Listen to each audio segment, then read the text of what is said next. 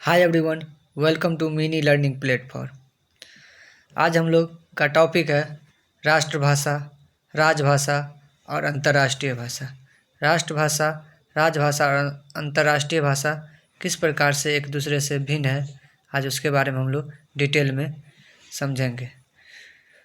First में topic है आपका राष्ट्रभाषा।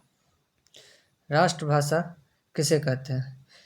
परिभाषा है आपको, जब विकसित भाषा को पूरा राष्ट्र अपने दैनिक कार्यों के लिए व्यवहार में लाने लगता है तो ऐसी भाषा को राष्ट्रभाषा के नाम से जाना जाता है। जब विकसित भाषा को पूरा राष्ट्र अपने दैनिक कार्यों के लिए व्यवहार में लाने लगता है या उपयोग करने लगता है तो ऐसी भाषा ही राष्ट्रभाषा कहलाती है। आगे है आपको, देश में अधिकांश प्रांतों में हिंदी बोली व समझी जाती है।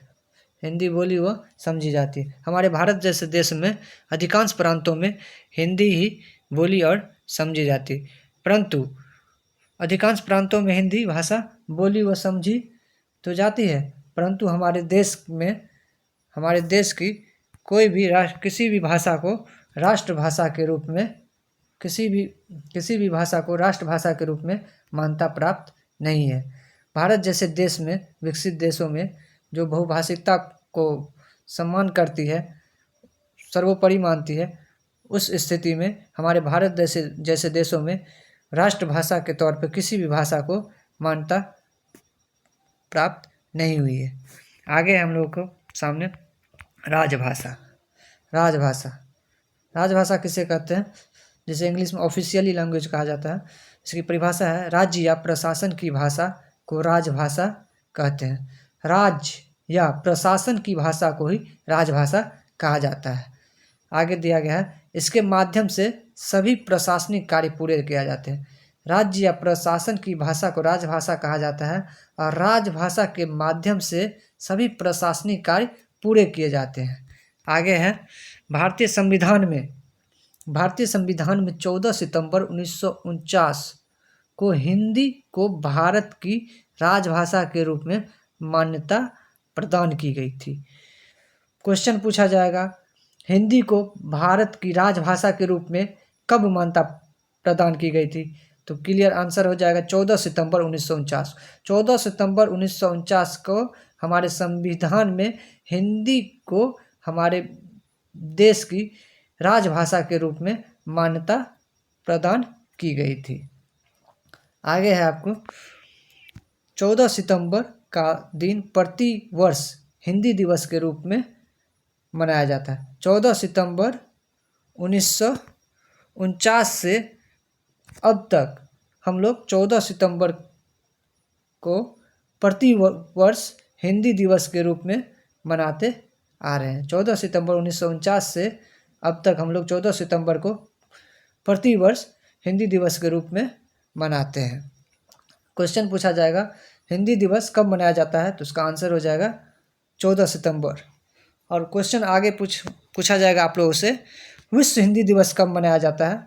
तो विश्व हिंदी दिवस आपको मनाया जाता है 10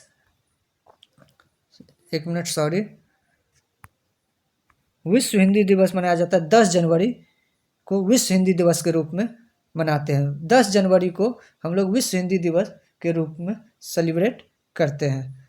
क्वेश्चन पूछा जाएगा, विश्व हिंदी दिवस कब मनाया जाता है? तो 10 जनवरी। पूछा जाएगा, हिंदी दिवस कब मनाया जाता है? तो 14 सितंबर को हिंदी दिवस और विश्व हिंदी दिवस 10 जनवरी को मनाया जाता है। कब से हम लोग विश्व हिंदी दिवस मनाते आ रहे हैं?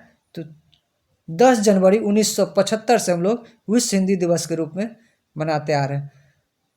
प्रथम विश्व हिंदी सम्मेलन नागपुर शहर में, भारत देश के नागपुर शहर में 10 जनवरी 1975 को विश्व हिंदी दिवस मनाया गया था। जो प्रथम सम्मेलन था, हिंदी सम्मेलन, विश्व स्तर पे 10 जनवरी 1975 को नागपुर शहर में मनाया गया था। तब से हम लोग विश्व हिंदी दिवस 10 जनवरी को मनाते आ रहे हैं।